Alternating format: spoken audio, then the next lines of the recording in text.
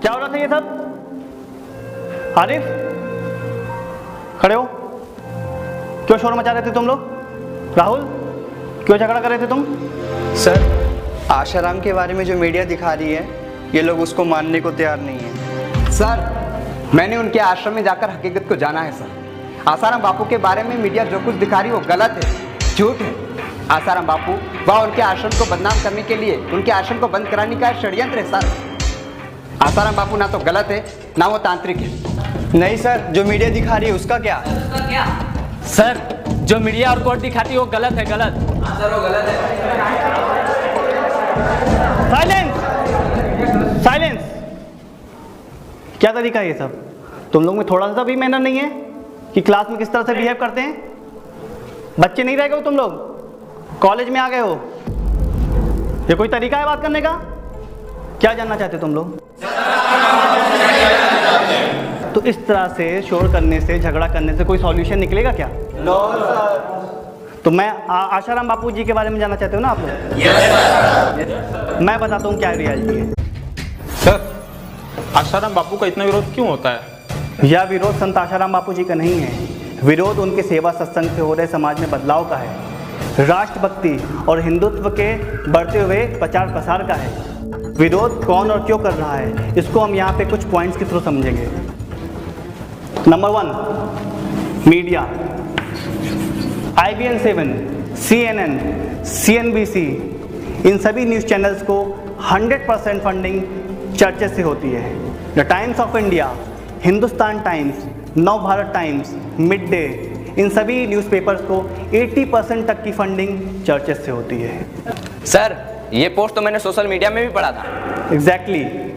भारत में अधिकतर media group Christians, मुस्लिम और विदेशी फंडिंग से चलने वाले हैं। आशाराम बापू राष्ट्रहित और गरीबों में अनाज, मकान, कपड़े और भी जीवन उपयोगी वस्तुओं का वितरण करने में करोड़ों अरबों रुपया खर्च कर देते हैं, पर मीडिया को एक पैसा भी नहीं देते। इस कारण ये हिंदुत्व विरोधी मीडिया बापूजी को दिन रात बदनाम करने में लगे रहते हैं।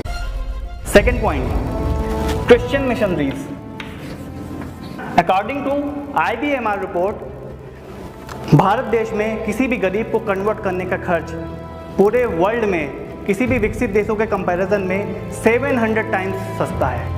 इंडिया पोप के लिए सबसे सस्ता मार्केट है, लेकिन संत आशाराम बापू जी के बढ़ते सेवा कार्यों और सत्संगों से ये बाजार महंगा हो जाता है। इस कारण समाज में से आशाराम बापू जी के प्रति श्रद्धा भक्ति को कम करने के लिए इन मिशनरियों का आशाराम बापू को जेल में भेजना बहुत ज़रूरी हो गया था।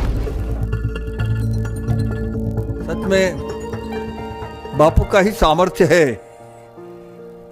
कि इतनी बड़ी पश्चिमी संस्कृति के साथ वे सीधा सीधा संघर्ष कर रहे। Third point, multinational companies. संत आशाराम जी बापू के प्रवचनों से प्रभावित लोग इन MNCs के बने हुए केमिकल वाले प्रोडक्ट्स और एलोपैथी मेडिसिन का उपयोग नहीं बद करते हैं। इसलिए इन प्रोडक्ट्स बनाने वाली MNCs ने बापू जी का कड़ा विरोध किया और अपने मार्केटिंग फंड से कई हजार करोड़ रुपए लगाकर बापू जी को जेल भिजवा दी। और the least, fourth point, politicians and parties.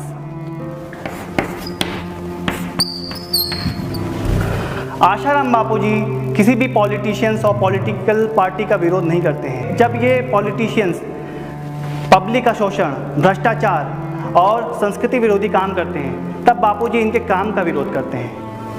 ऐसे में ये पॉलिटिशियन बापू जी के पीछे लग जाते हैं और पॉलिटिशियंस और ऑर्गेनाइजेशंस का यहाँ तक मानना है कि संत आशाराम बापू जी के पीछे जो लाखों करोड़ों का वोट बैंक है वो नहीं होना चाहिए।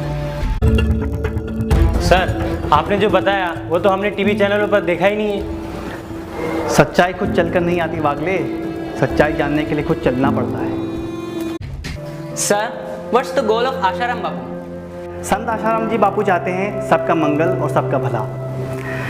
पूरी ह्यूमैनिटी के लिए आशाराम बापू जी का सूत्र है स्वस्थ जीवन, सुखी जीवन और सम्मानित जीवन, जिसके लिए बापू जी दिन रात प्रयासरत भी रहते हैं। बापू जी ने आध्यात्म का प्रचार प्रसार जमकर किया।